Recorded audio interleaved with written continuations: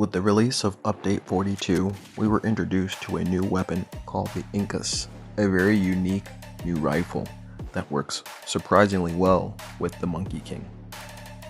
This isn't just a beam rifle, it's an execution machine that turns the Monkey King and his celestial twin into a literal firing squad. This beam rifle has a unique ability for its alt fire that applies ink to targets.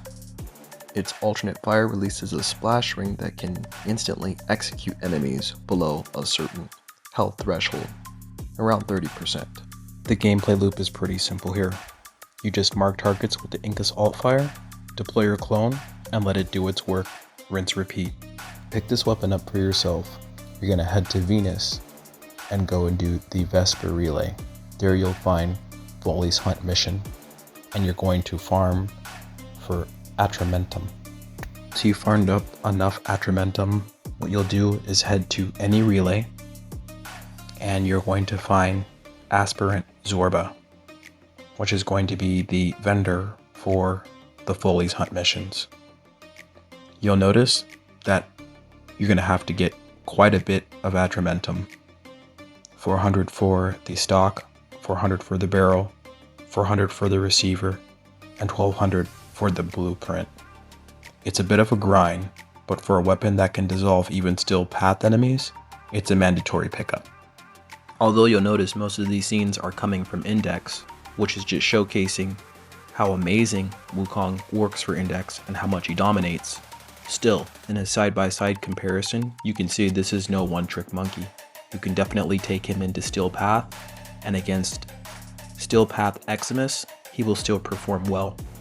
One other trick about Wukong is that he deploys with a 0.5 damage multiplier, but if you target an opponent by casting the Celestial Twin a second time, or recasting the ability, the clone comes with a 3x damage multiplier, which works really well for this setup here.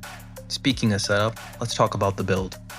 So we have Amalgam Serration, Vile Acceleration, Magnetic Capacity, Rhyme Rounds, Rifle Elementalist, Malignant Force, Thermite Rounds, Split Chamber, and Sinister Reach, with Primary Debilitate being the arcane for this build.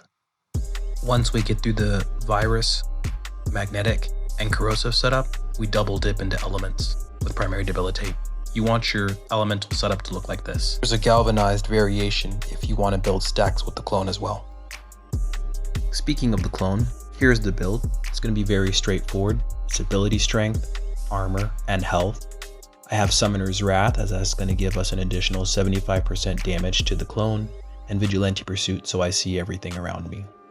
I previously had Constitution as I was using this in Index, but you can use Rage, Hunter's Adrenaline, or Flow if you want to return on your energy.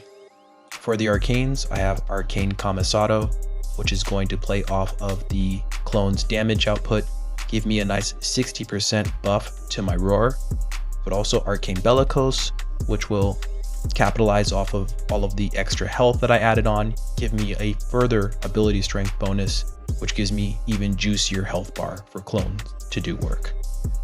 And that's the build. Oh, I almost forgot. Here's the Index build. Don't forget to like and follow for more. Hope you enjoyed this, and I'll catch you all next time. Nightbox out.